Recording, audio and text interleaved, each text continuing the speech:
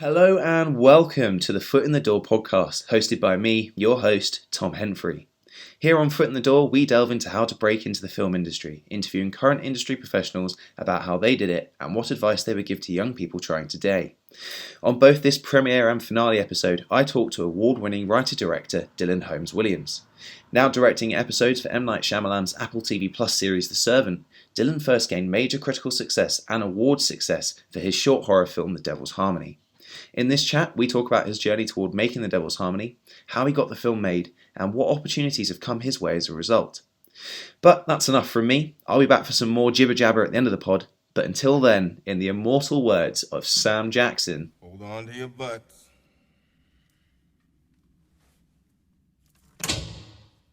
How did you find lockdown and everything? Yeah, I found it tricky. But yeah, no, it was tough. I mean, I was doing a lot of writing, so in a way that was kind of all right. And then I luckily managed to get away on a TV shoot, my first bit of TV, at the start of this year. Oh, awesome. Which from like February to June, so that was good. So just to have a bit of an antidote from being indoors, it was very nice. Yeah. Oh, fantastic. Was that like directing a TV shoot or? Yeah, it was. Yeah, it was my first bit of TV directing. So I was over in America actually. I was working on a show called Servant. Oh wow. On Apple. So that's really, it was really cool. And my episodes will come out start of next year, so nearly there now. Oh, exciting. That's really cool. Well done. Nice. Was that off the back of Devil's Harmony or? It was. So I feel very, very lucky that happened. The showrunner of the show saw the short film and liked it, and it got me over. Oh, fantastic! Sorry, I wasn't past a crying child. Oh, sorry. So as long as you've not made them cry, that's all right. So how did sort of Devil's Harmony sort of first come around, and how did you sort of find the funding for it? So it first came around because when I was at university. Yeah. I actually didn't study film. I studied history of art. But okay.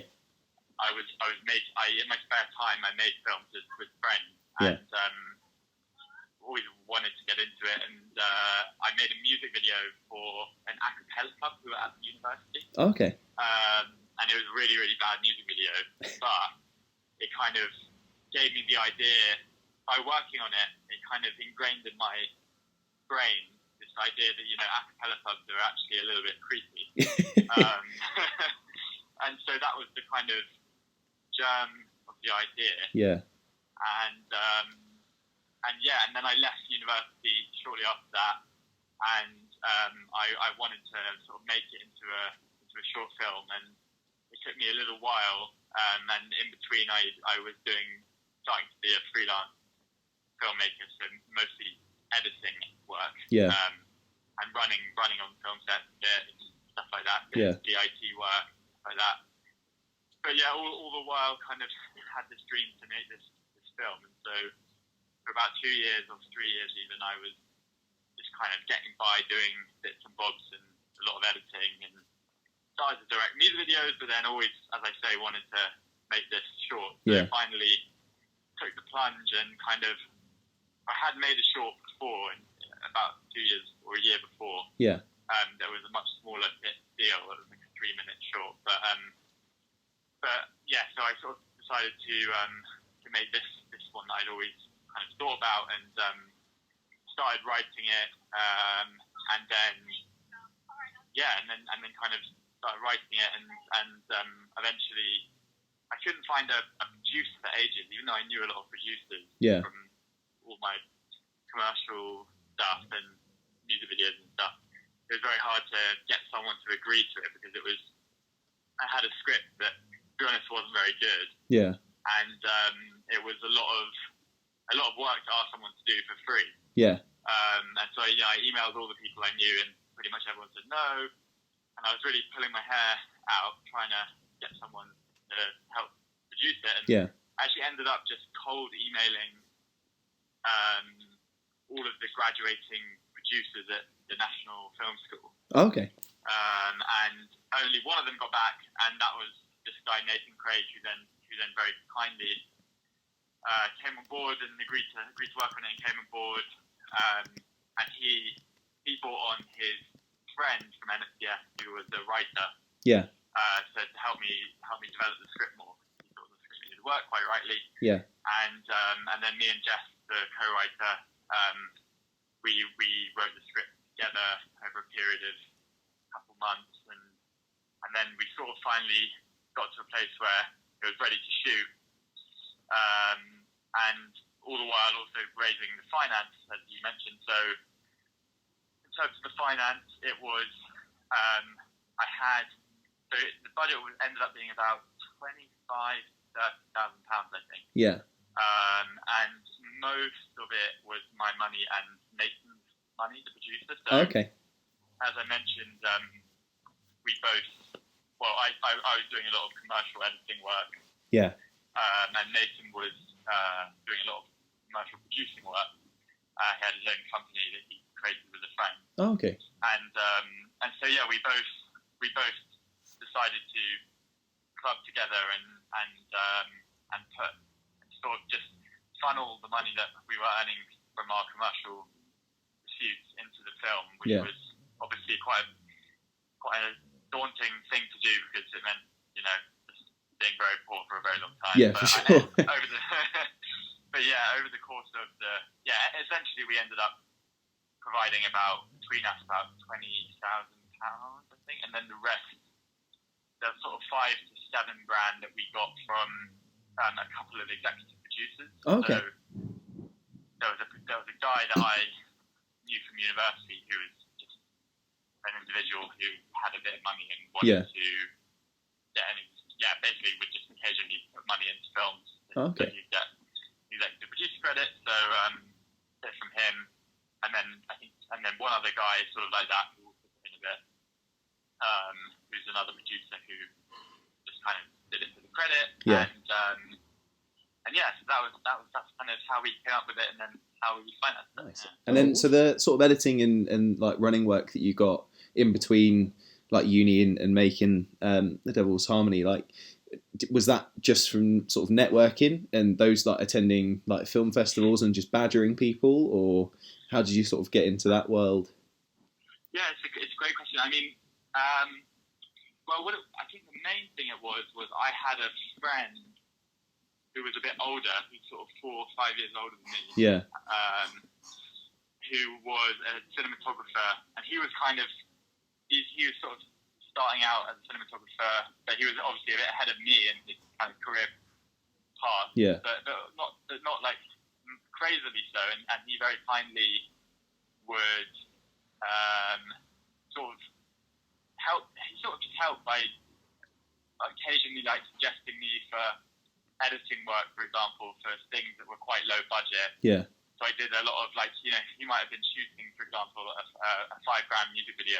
Yeah. Where they didn't really have a budget to pay someone, and I'd done a bit of editing at Oxford, and I'd proven myself, and to him anyway, and so he kind of got my name in the door, and I took on quite a lot of those sorts of projects.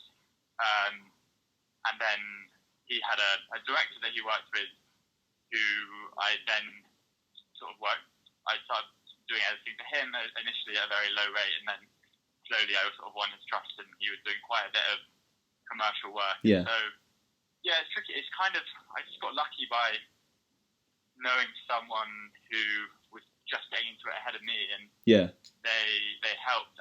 And once I'd done that, I sort of had a tiny bit of a show reel and a tiny bit of a reputation.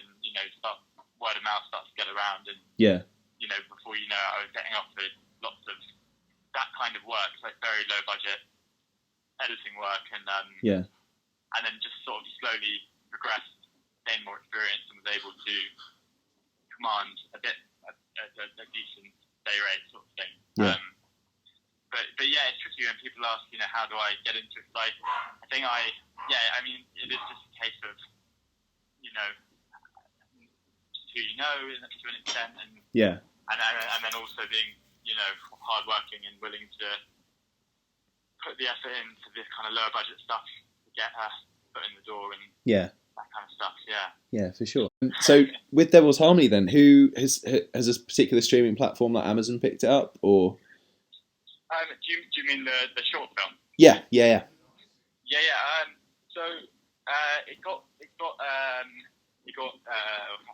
not bought, but no, it did get bought actually. It got basically a short film distribution company bought the rights to distribute it. Oh, awesome.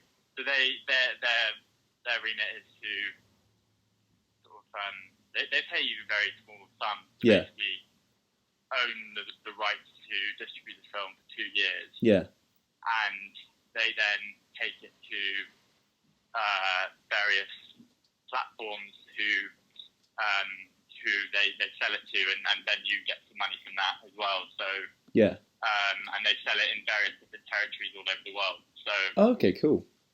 So it's just the Lawnmowers that we sign with them, and they take on like probably 10, 20 films a year. I'm not exactly sure, to be honest, but they then sold it to the likes of like it's on Amazon Prime in the UK and the US, and it's on the Criterion channel in the US, and then lots of other like weird random TV channels in like Lithuania that you've never heard of. Like we'll get an email like, oh, they bought it for 6 months or whatever. So yeah, stuff like that. Oh, wicked.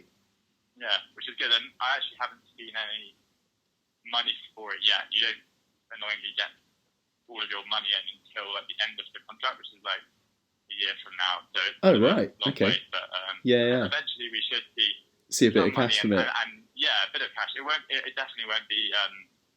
I don't think it will cover our budget or anything like that. It'll probably be around 5 to 10 grand, I imagine. But obviously every little helps. So. Yeah, for sure. I mean, the fact that you guys managed to go to Sundance and Raindance and things with it, like, I mean, that's that's awesome. That's pretty epic. So out of the Devil's Harmony, it's kind of got me in the door with with this TV show called Servant, which I did 2 episodes of season 3 of, which I think we shot earlier this year, and as I said, coming out in February 2022. Yeah. So that was really fun, and then that's the TV side, and I'm doing interviews as well for a few other shows, and with mixed success. Some cool stuff that I haven't got, and some less cool stuff that I didn't want to take because it was quite a long time commitment, and it would take me away from what I really want to be doing, which is features. So that on the other side is features, and I've been doing basically been writing a couple of features that have been commissioned off the back of the Devil's Harmony. So, oh, awesome! So that's great. Oh, cool. And is that to write and direct, or like solely write those features?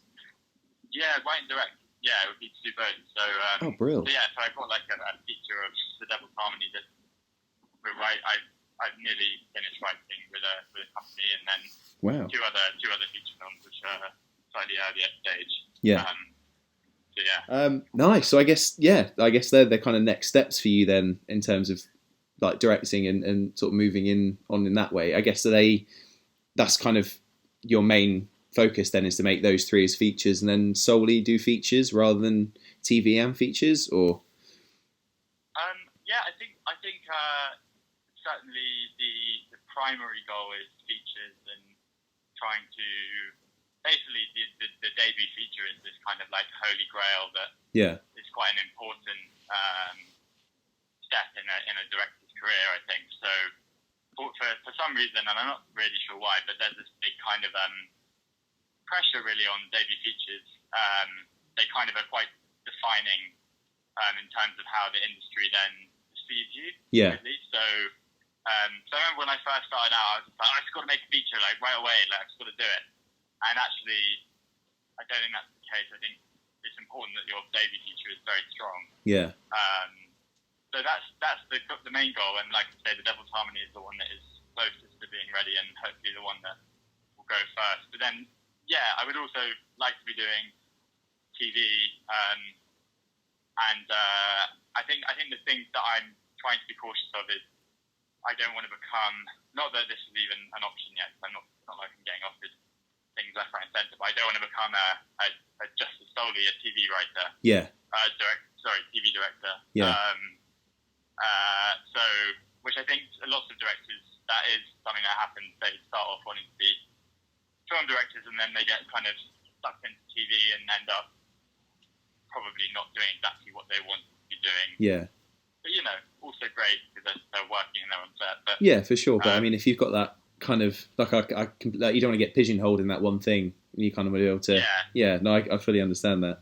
Yeah, exactly. And obviously, features are, even though the boundary between film and TV is obviously becoming much more fluid. Yeah. Features still, everyone wants to be a feature director, don't they? Yeah, it's still the dream, isn't it? Yeah, still the dream. Yeah. Yeah, for sure. Get something in an actual cinema and on a big screen, and no, for sure. Exactly. I'm fully on board with that train. Yeah, exactly. Oh, awesome. That sounds great. I mean, thank you so much for sort of talking to me. That's kind of all the sort of questions that I had lined up. Good. But you've been brilliant and really helpful with the information, and thank you. And it's just good to hear that it's kind of luck, but also hard, getting in the right places and talking that kind of gets you there in a way. Yeah, definitely. Yeah, and like I say, it sounds like you're doing all the right stuff, and it is a bit of luck, and it's a bit of, but I guess it's like a stupid cliche phrase, but you kind of create your own luck by just doing what you're doing, which is working as hard as you can, knocking on every door, and getting in touch with people. So. Yeah, well, thank you so much. Great chatting, Tom. Awesome. And, thank you, Dylan. Cheers. Stay in touch. Yeah, for sure. Stay in touch. For sure. That'd be awesome. Thank you. Have a great afternoon. You too. See you later. Well, that was the wonderful Dylan Holmes Williams giving me an insight into how he has gotten to his current levels of success as a writer and director within film and series production. His episodes of The Servant are now out on Apple TV Plus, and I highly recommend giving them a watch. Sadly, this is it for the Foot in the Door series production. Although it's been a pleasure to interview a few different industry professionals and foray into the magical world of podcast production, this show unfortunately must not go on. I will, however, leave you with one of the most triumphant sign-offs in film history. So, from the brilliant man that is Jim Carrey in the most wonderful film that is The Truman Show. In case I don't see ya, good afternoon, good evening, and good night.